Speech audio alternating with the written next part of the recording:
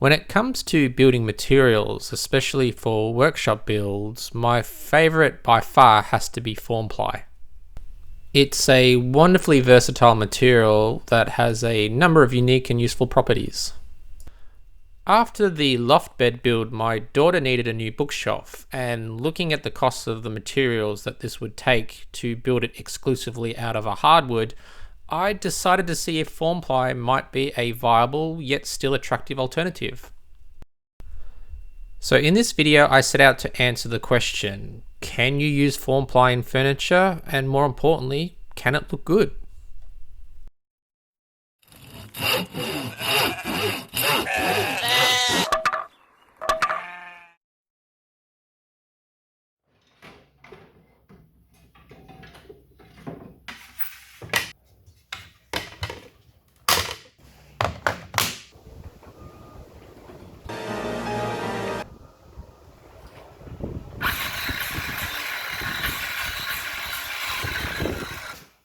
If you're like me and need to lift heavy panels on your own, I can strongly recommend this KREG panel carrier that James at Fix It Fingers got me onto. It makes lifting these panels so much easier and has been a real game changer for someone like me. There is a link to his affiliate URL in the description, so if you're interested, go check it out. As you can clearly tell, I'm in my driveway to cut the panels. This is mostly so I save myself the time of having to clean up the sawdust if I cut them in the shop. Formply, or sometimes film face ply, is largely no different to your normal plywood. However, instead of a wood surface, both sides are coated in a hard resin. Traditionally, Formply is used when creating concrete forms, thus where its name originates.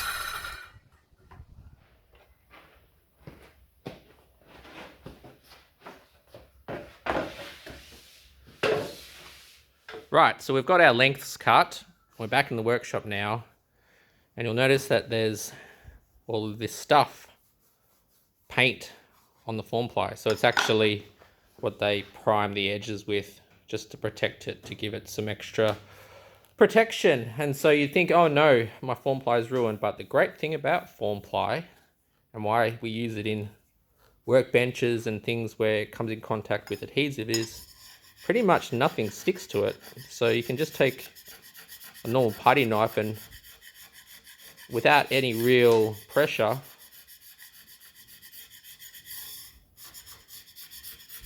just scrape it off.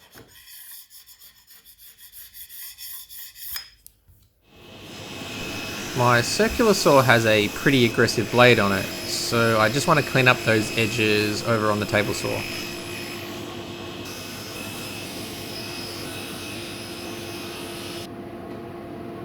Another great feature of Formply is that it will not chip out when cutting it on a table saw. Unlike other products that have a film surface like melamine, you don't need to cut Formply with a special blade or do any special preparation to avoid tear out. Formply on even a standard table saw won't chip out and will leave a crisp, sharp edge. The adjustable height table I built not long ago has really proven to be one of the most versatile tools I have in the shop. It's been really useful in situations like this where I need additional support. This is probably maxing out the size of panel I'm comfortable in cutting on the crosscut sled. It just might be time to start considering one of those fancy sliding compound saws.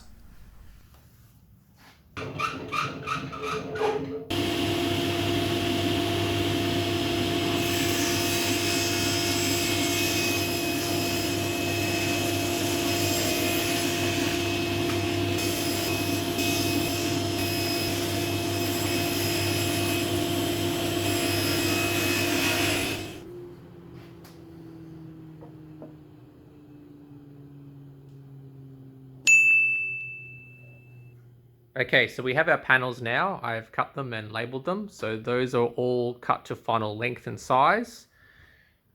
So those are this one, this one, this one, this one, this one, this one, and this one.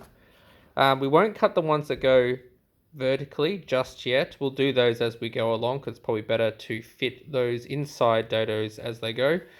Next step is going to be cutting quite a few dados. So this side almost mirror. There's not a dado on this side, but there will be a dado here. But other than that, yeah, there's a lot of dados in this particular project. So hopefully we can make sure that these all line up, because we've got dados going obviously in different directions, some going this way, some going that way, and you need to make sure that you get them spot on, especially in terms of the order in which you cut them, because otherwise you have to keep adjusting your fence. So I need to make sure that I do the dados in a way that once I've set it for a particular dado, I don't move it, and I cut all the dados for that applicable size. So for example, this length, obviously this length, we make sure that when we cut this dado, we don't move it. When we cut this dado, we don't move it, and so forth. And especially for these middle ones. So it means that I will have to, when I cut this dado, for example, even though this is shorter, I should cut this dado at the same time, etc., etc. So it'll be a bit like a jigsaw puzzle as we go along, but let's go ahead and cut a whole heap of dados.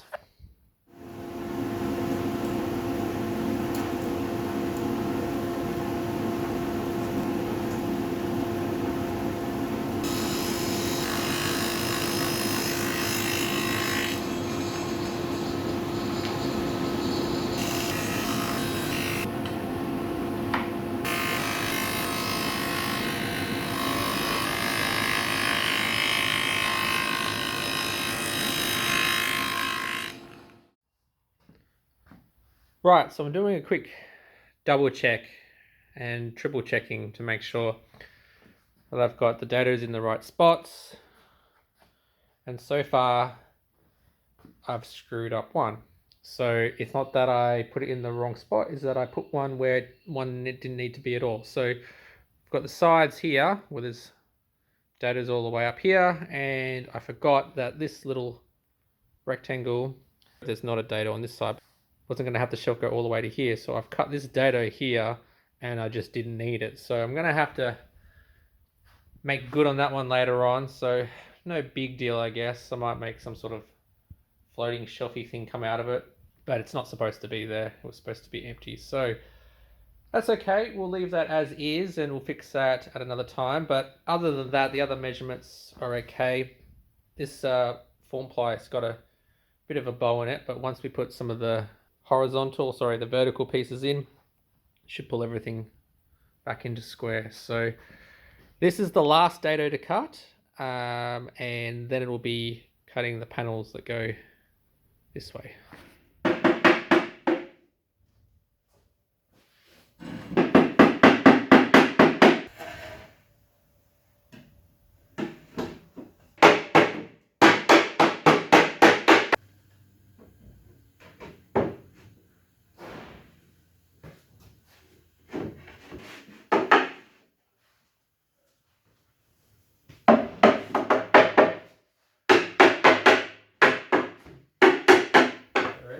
I was lucky enough to be joined by the young apprentice once again to help me out with the assembly.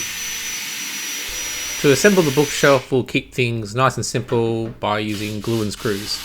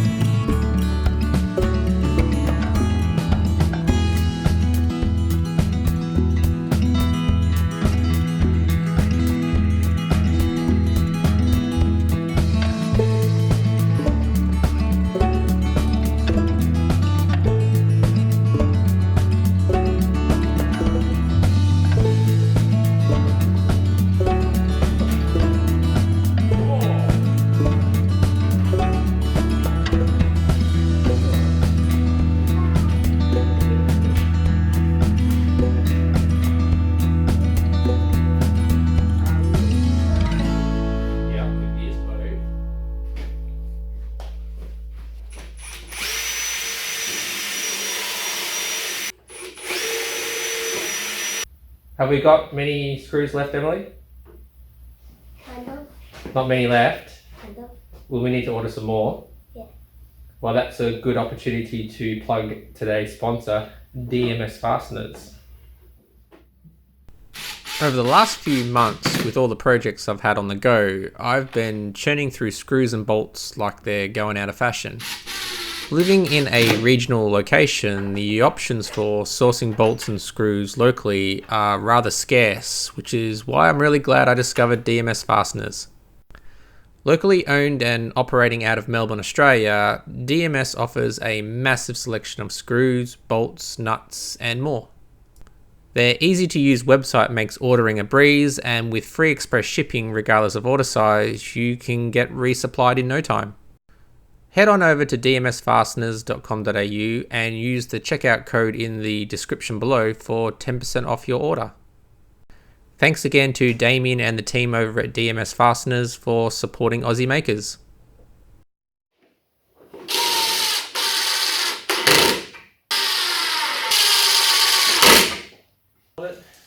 The final part of the main assembly is to insert some dividing shelves in the middle for the top and third shelf.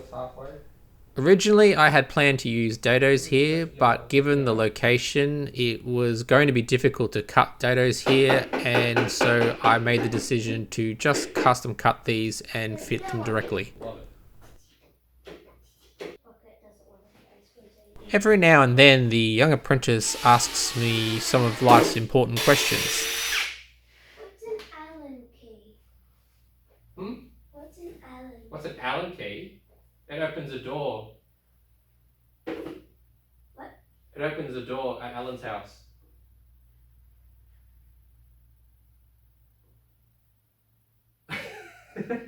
Sorry, Shane, but even I can't turn down a good dad joke opportunity.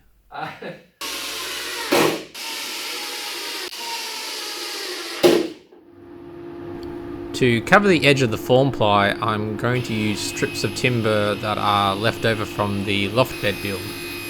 The goal obviously is to hide the plywood edges, but also start to tie in the look and aesthetics of the bookshelf with the loft bed. The last step is to bring the strips over to the thicknesser to bring them down to their final width.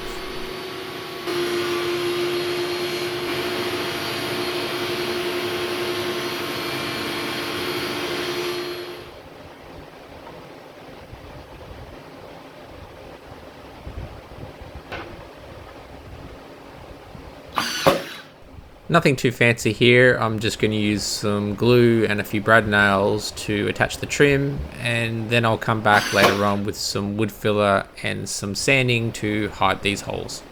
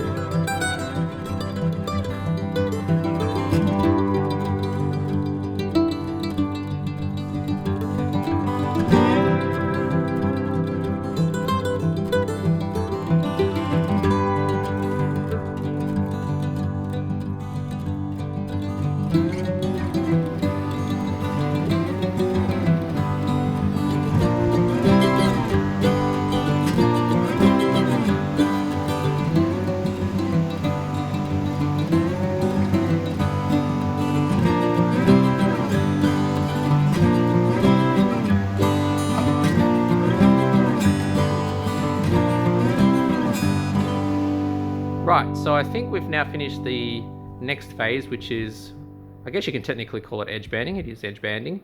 So we've put the edging on the Formply here just to cover up the Formply edges, and aesthetically, look, it's starting to grow on me. I think I need to see it as a whole picture though, so the next phases will involve putting door cupboards just on these two and some drawers on here and here, and they'll be faced with the same light colored timber.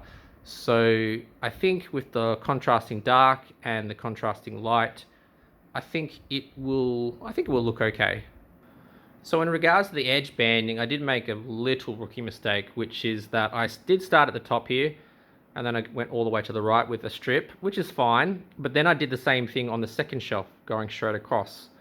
And it wasn't until I realized I needed to cut this little in-between strip that if I kept going along the lengths here all the way down, I was going to have to cut these really awkward in-between strips going all the way down, and it was creating more work. It was more cuts and it was completely unnecessary. So there's no reason why.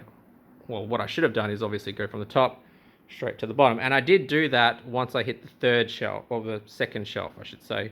So that's all one piece. So the next thing I'm going to do, I think I'm going to work on these doors now and then these drawers, but I think I'm going to leave that for another day. It's getting late and I can feel myself getting a little bit tired and a few little mistakes starting to creep in. So I think what I'll do is I'll call it a day, and I'm going to pick this up probably on the weekend next. During the week, I made time to fill in the nail holes with putty and gave the whole unit a good sanding. We'll start today off by working on the two small cupboard doors. These will be made out of the same hardwood as the edging.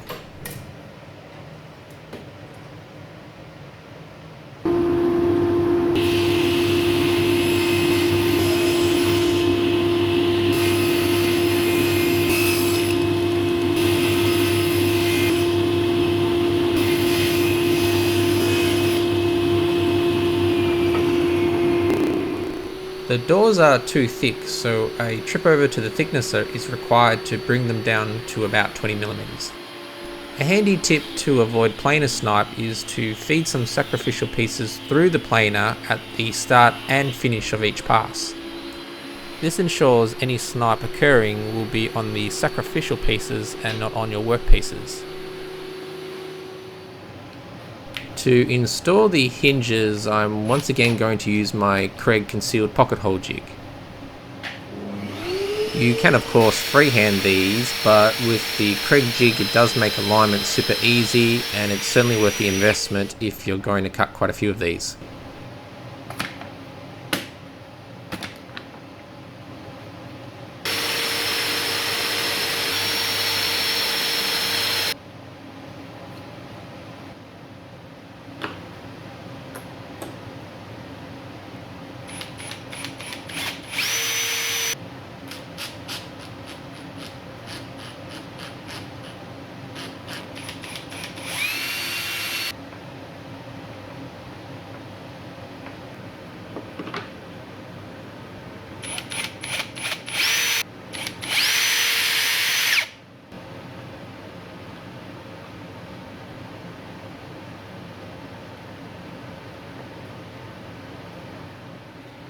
To mount the doors, I'm going to use the old trick of wedging some playing cards between the gaps to roughly define my reveal.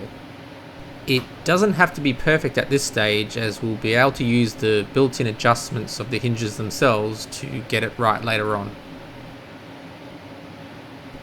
There are jigs you can buy to help in mounting doors, but I find this technique is quick, easy, and most importantly, cheap.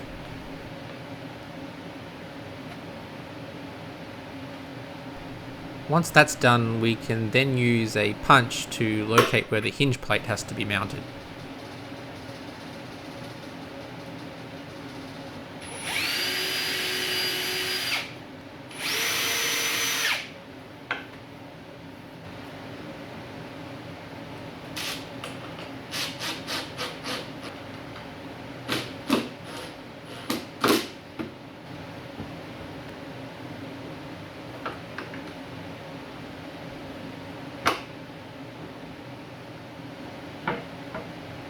Adjusting the hinge is as simple as manipulating the adjustment screws that are located on the hinge itself.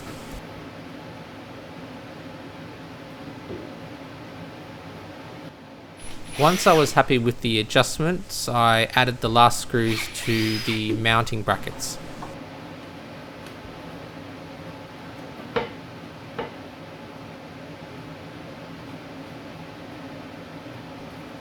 And the final touch is to add our door hardware.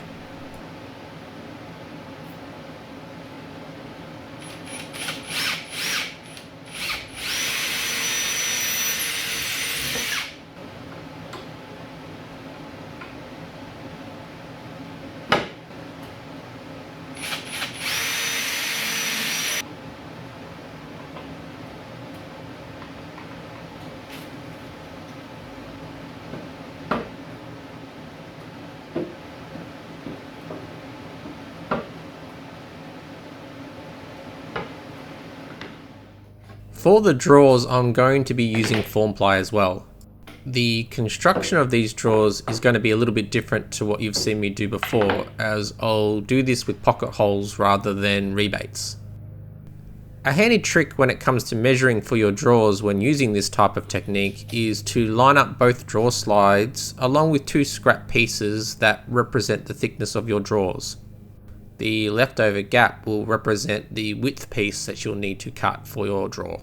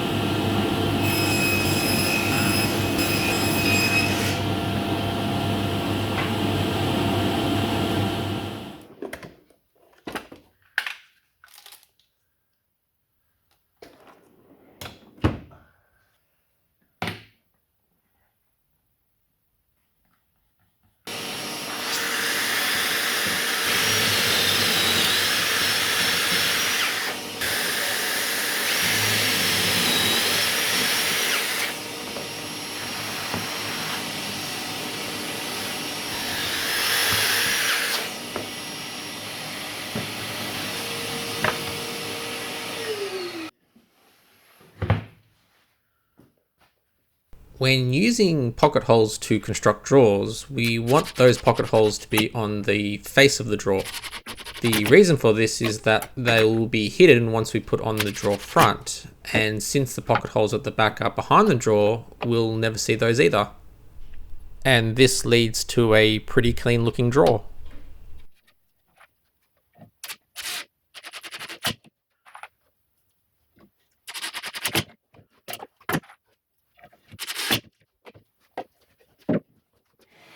Before we add the final side of the drawer, we'll measure and cut the panel that will go inside.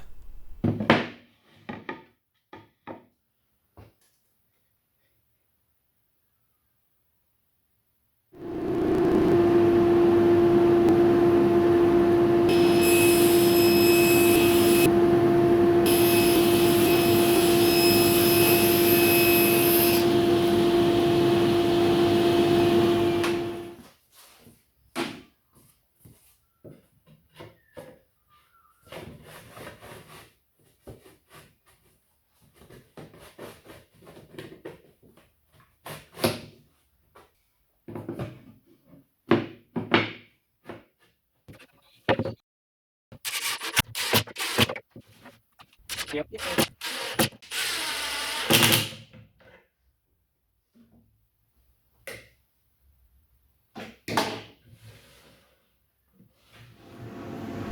the drawer faces, I'm using the last of the wood that I have left over from the loft bed build.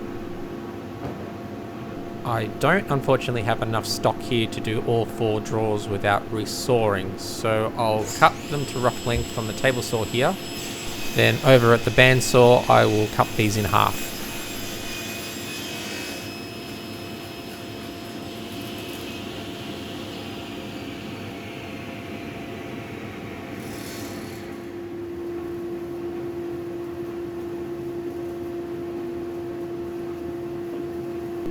Luckily, this cut was just within the max capacity of my bandsaw.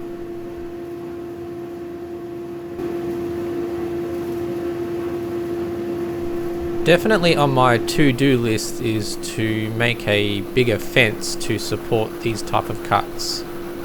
I'll get around to it eventually, but in the meantime I just take my time and go slowly, and it turned out fine.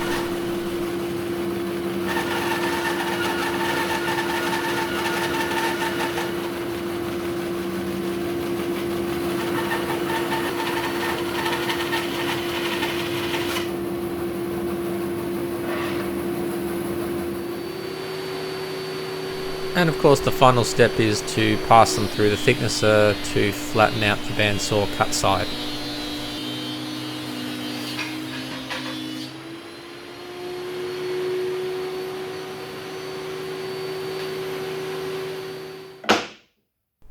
For installing the drawer slides, there are no changes here, and I've covered that in previous videos in the past. I always start at the top with a couple of spaces to sit the slide on. Mark the holes for the screws and pre-drill and attach. And then we rinse, lather and repeat for all of the other drawer slides.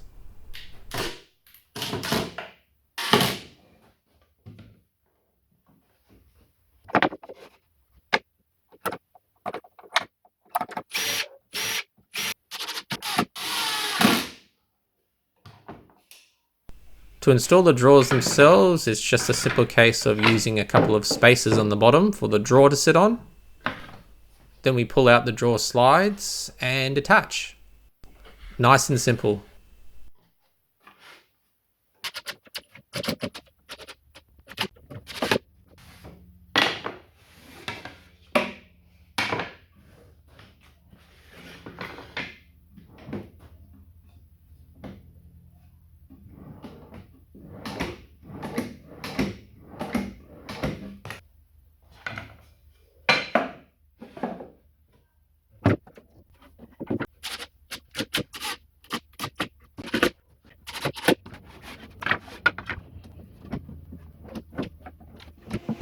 The final part of the drawer construction is to attach the drawer face.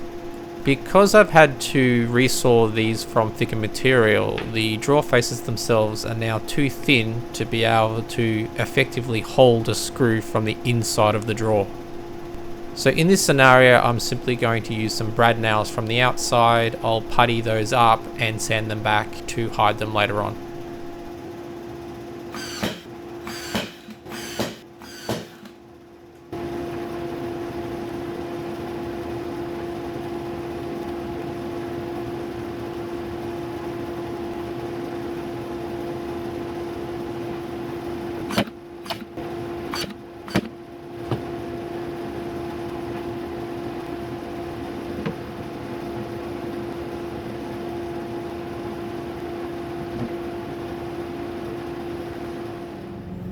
When it comes to mounting cabinet hardware, I do know that there are jigs and guides that you can buy to make this type of installation quick and easy, but for me, it's just as fast to make a quick template.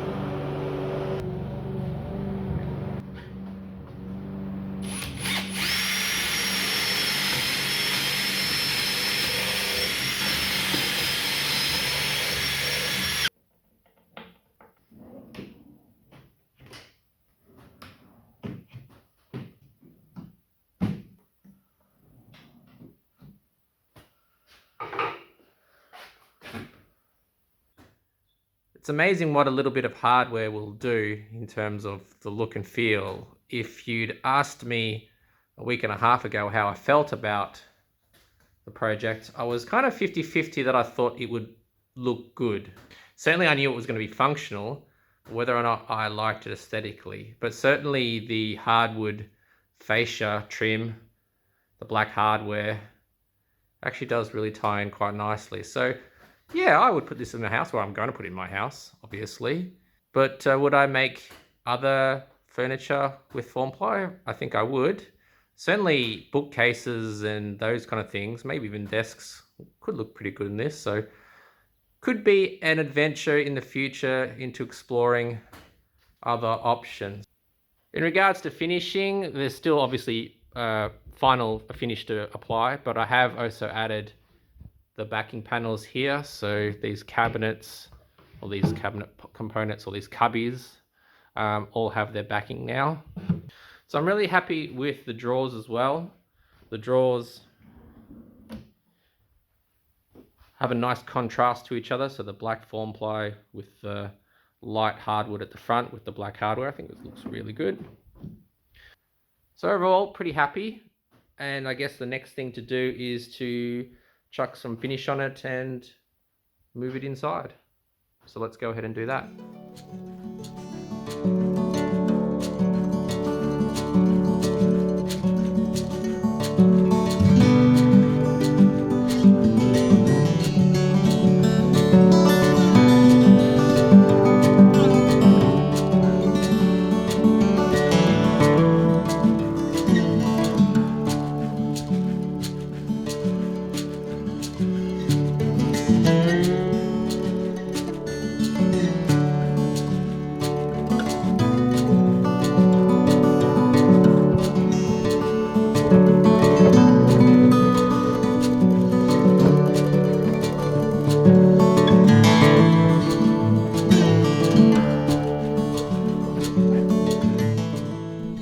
In the end, I'm really pleased how this project turned out.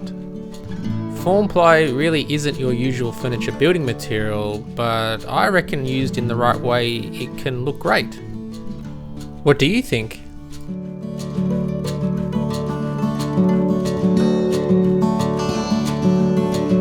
Thanks for watching, and I'll see you on the next one.